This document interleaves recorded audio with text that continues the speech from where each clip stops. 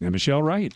Michelle Wright, right out of the middle of a rainstorm, joins us here in our Cool 100 studios to talk a little bit about new stuff. And we'll talk a little bit about her manager as well. Yeah. Some cool things coming down. But first of all, Michelle, congrats to you on your induction to the Canadian Country Music Hall of Fame last September. Yes. And there you were playing a gala out in BC, I guess 10 days or so ago. A fundraiser. A fundraiser for the... Well, first of all, thank you. Being the current Canadian Country Music Hall of Famer is really fun and something I didn't anticipate or even plan. You know, this career of mine, I've always sort of visualized and imagined what was possible and tried to find ways of creating that. But the Hall of Fame was not something I was really shooting for. I guess you don't start out a career going, I'm going to be in the Hall of Fame someday. So when they do call, it's quite a delight. And so it's been really fun. And I was, in fact, just out in British Columbia, where now officially the Canadian Country Music Hall of Fame is going to be housed in Merritt, BC, which I know is a rather unusual place to imagine it being, but it's actually going to be a mobile facility. We've got a lot of people. The Canadian Country Music Association has just gotten involved in the Hall of Fame facility itself, and all kinds of great plans to continue to celebrate and help people recognize and remember the great Canadian country music singers that we've had who have made a big difference in the world of country music. Yeah, and you're being all humble here. And I was going to say, how does it feel being like one of those pioneers like the Family Brown sang about? Yeah, or Anne Murray. They got Shania Twain's in there, Terry Clark. They put some artists that are sort of going to be probably in the Hall of Fame, but just put some cool little bits of their music and how they've contributed to Canadian country music. So there's some cool stuff that I'm glad to be a part of. Well, here's some new cool stuff for Michelle Wright fans. And you were here back in October of 2010 playing at the Empire, doing mostly acoustic. Yes.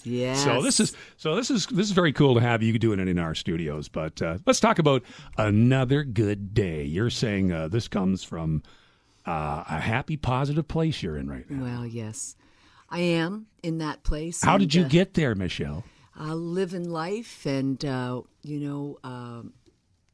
of, I guess, for me, it's sort of you live a while and you look around you and you realize that life has been good to me. It hasn't been without its challenges, and it's overcoming addiction and overcoming broken hearts and overcoming challenges in my job or, all of the things that we all are challenged by. But when you overcome those things, I think you find that you have a courage and a strength that makes you stronger and makes you wiser, and I think has at least caused me to view the world a little differently, and that's with just a lot of gratitude. Well, you mentioned strong in there a couple of times. It just so happens you might have a new song. Ooh, you're good, dude. We were talking earlier, and I've written some new songs for the album. There's no album named as yet. We'll get to that later. But am I going to play my song now? Is that where we're at? If you can pull that right off there, that would be awesome. I wrote actually a song with Derek Rattan. I've written a bit with Derek for this record. Speaking of great Canadian artists, songwriter, yes. That guy, I've gotten a chance to get to know him a little bit, and I really admire him because he's very focused and he's very hardworking and he's really smart, and just sitting in a room with him and working through the process of songwriting, I just sat back a few times and I just smiled as he's intense and helping me to create the best. And he didn't settle for second best, which I really admired about him, So I have never played this live. So here we go, you guys. Wish me luck on this. I said to Derek, I want to write a one-word song. Just let's take a word and try to create a song out of that. And he said something like strong, and I said, there it is. And so we wrote it. Michelle Wright. Here we go.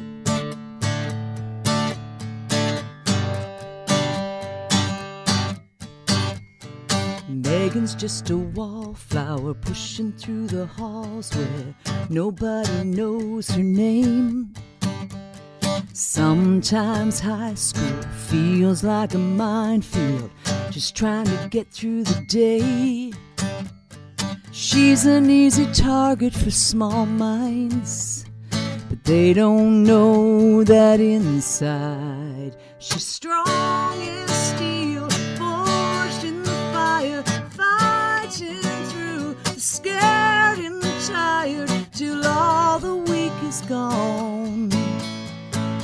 strong,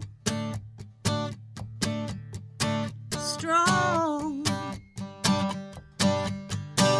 Susan counts her tips and looks in on her kids, makes sure they get their homework done. They're gonna go to college, she'll work as many jobs as it takes for her daughter and son.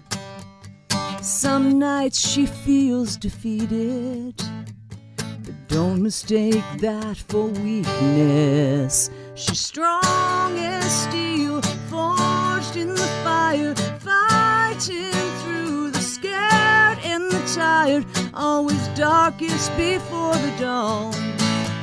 She's strong enough to bend, but never breaking, strong in the face of the battle raging, set on moving on.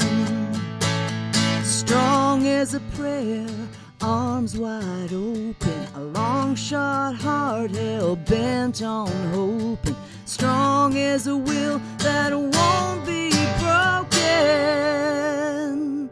She's strong as steel, forged in the fire, fighting through the scared and the tired, set on moving on. Strong enough to bend, but never breaking, strong in the face of the battle raging, till all the weak is gone. She's strong, strong, she's strong.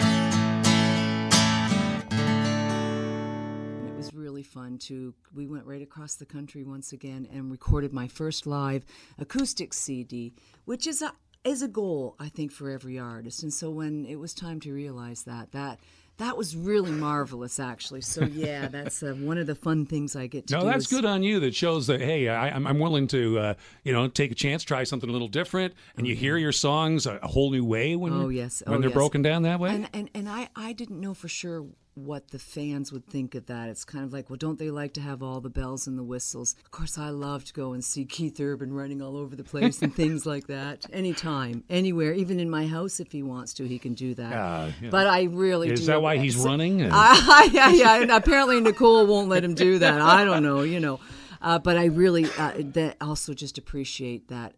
Sitting with the guitar, it's really a beautiful thing. So. Let's brag on your manager here just a little bit. I guess you know how lucky you are to have the guidance of Savannah Records founder Brian Ferriman for 20 years now.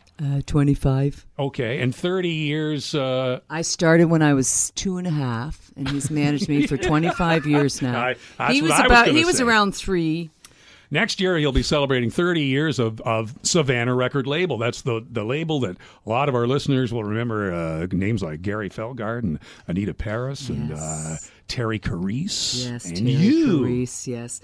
Yes, in 1985, I put my first album out on Savannah Records with Brian, and I was just a snot-nosed kid from Merlin, Ontario, and I was like, oh, I get to make a record for Savannah Records, because they were, I mean, this industry that we're in, and particularly on the Canadian side when it comes to country music, around 1980, 1985, there wasn't nothing going on, folks? I mean, there was Anne Murray, and then, Katie Lang came about 20 years later, but there were just these massive gaps of, without, the Family Brown and Carol Baker and Ronnie Prophet were certainly also people that were, but, you could count them on one hand how many artists were making anything happen. And so when Savannah Records, when Brian decided he wanted to see what he could create, then he created this label, and it really launched careers for many of us. And that album, actually, that I put on Savannah Records was the album that ultimately got me my international record deal. So Brian and I have been trying to make it happen, or have been making it happen together for some time. And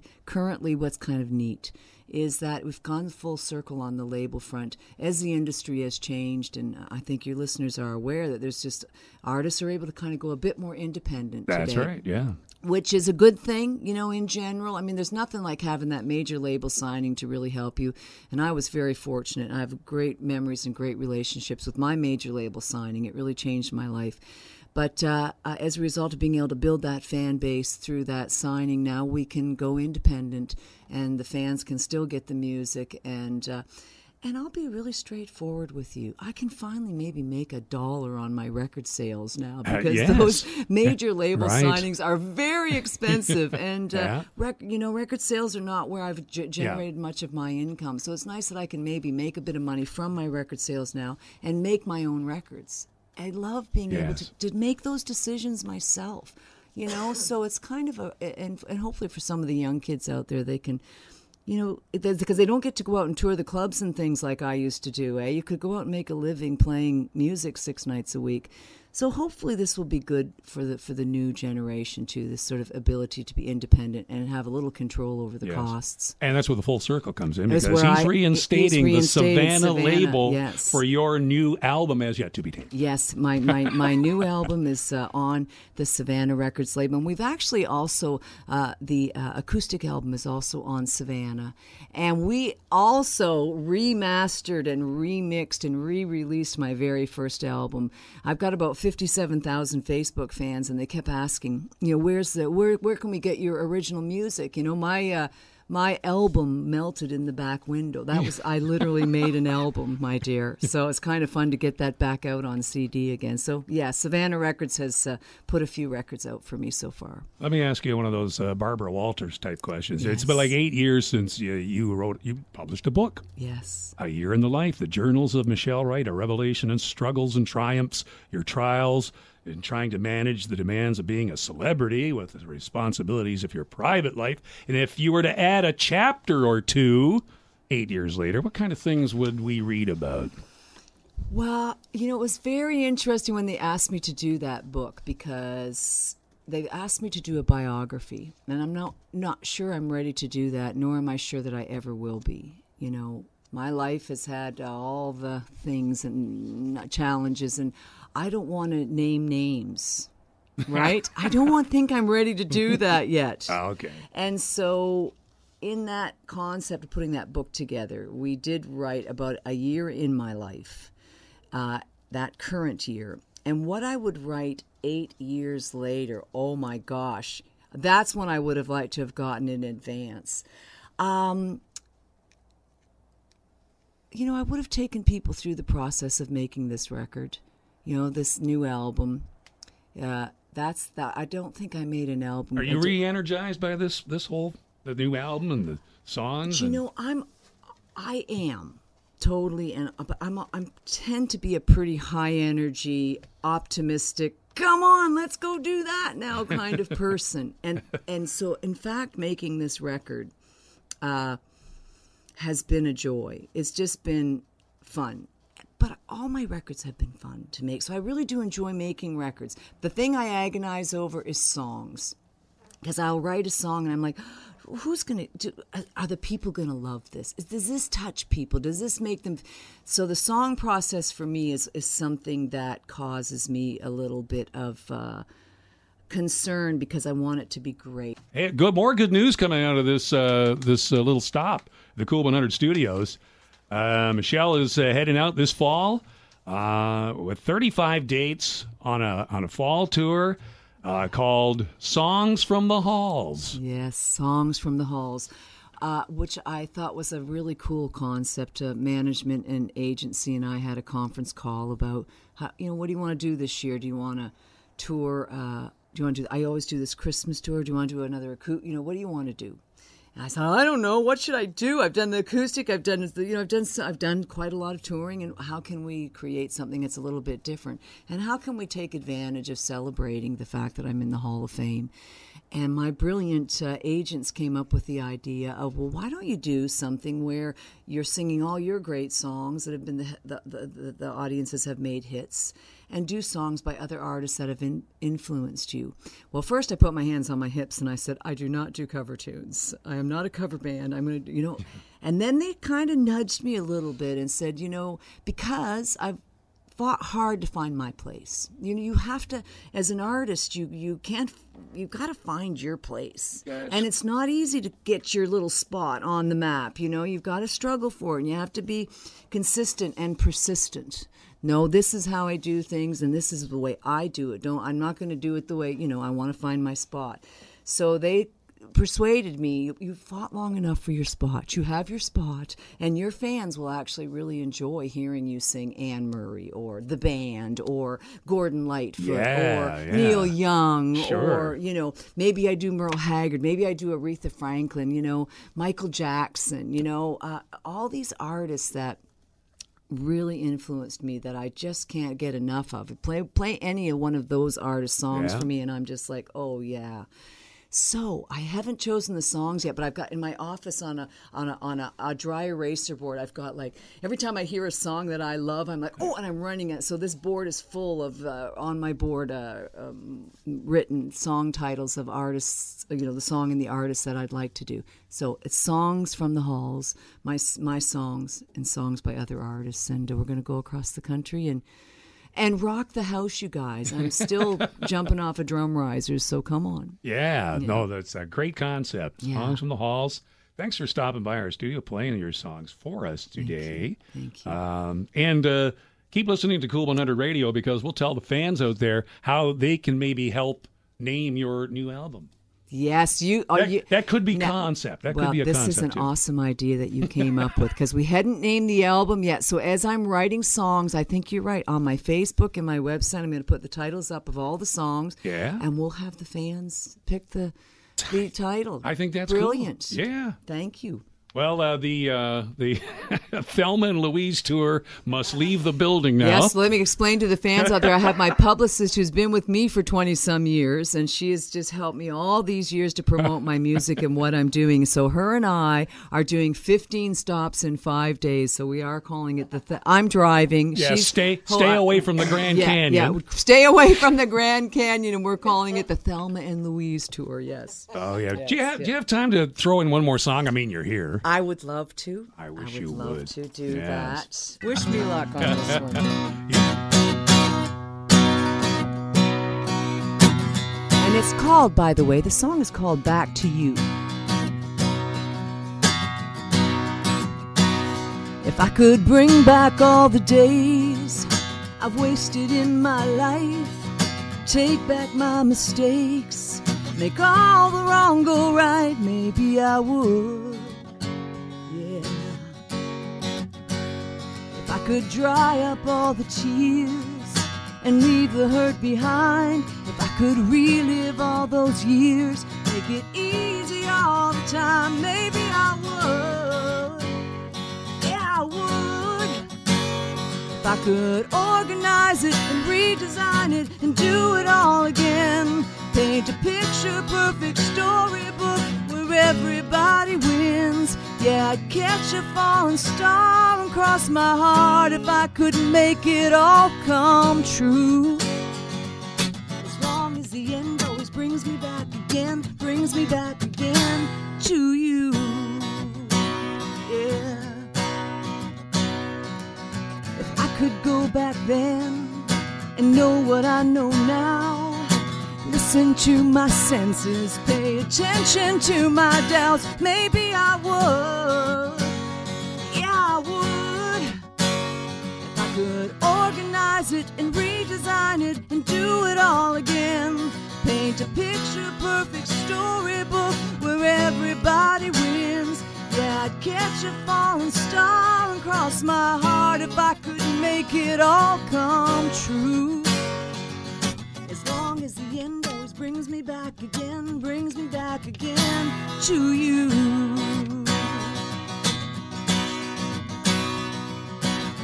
You're the one who always keeps me on solid ground.